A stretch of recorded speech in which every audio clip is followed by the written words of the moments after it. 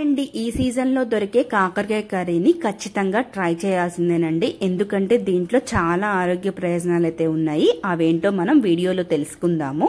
మీలో ఎంతమందికి ఈ కాకరకాయ కర్రీ అంటే ఇష్టమో కామెంట్ చేసేయండి. ఈ కాకరకాయల్ని కట్ చేసుకోవడానికి కొంచెం టైం అయితే ఎక్కువగా పడుతుంది. కూర చేసుకోవడం అయితే చాలా సింపుల్ గా చేసేసుకోవచ్చు. ఆ ప్రాసెస్ లోకి వెళ్ళిపోదాము. ప్యాన్ పెట్టుకొని ఆయిల్ వేసేసుకొని పోపు వేసుకోవాలి. ఆయిల్ కొంచెం ఎక్కువగానే పడుతుంది.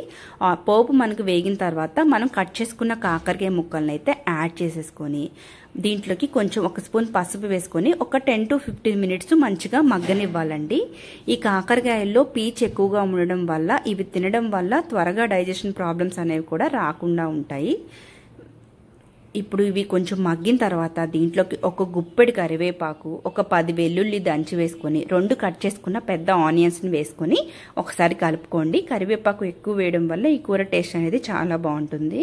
ఇప్పుడు ఒక 10 to 15 మినిట్స్ మనం కొంచెం సేపు మగ్గనివ్వాలి. ఈ కూరకి మూత పెట్టుకోని అవసరం లేదండి. మూత పెట్టుకోకపోతేనే ఈ కర్రీ అనేది చాలా బాగుంటుంది పొడిపొడిలాడుతూ.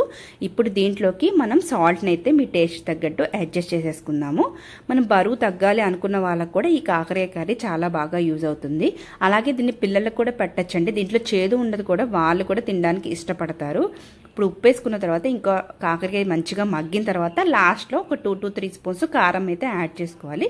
కాకరకాయలు పూర్తిగా మగ్గిన తర్వాత కారాన్ని అయితే యాడ్ చేసుకోవాలండి. కారం ఒక 3 స్పూన్స్ వరకు యాడ్ చేసుకోవచ్చు. యాడ్ చేసుకుని ఒక 5 మినిట్స్ ఉంచుకొని దించేసుకోవడమే. అంతేనండి, చాలా సింపుల్గా అయిపోతుంది. దీనికి ఇన్ని ఆరోగ్య ప్రయోజనాలు ఉన్నాయి కాబట్టి పక్కా ట్రై చేయండి. మరి కాకరకాయలు కోయడానికి చాలా టైం పట్టింది కాబట్టి ఆ కష్టానికైనా ఒక లైక్ ఇచ్చి సబ్స్క్రైబ్ చేసుకుంటారని అనుకుంటున్నాను. Thank you. రేపటి వీడియోలో మళ్ళీ కలుద్దాము.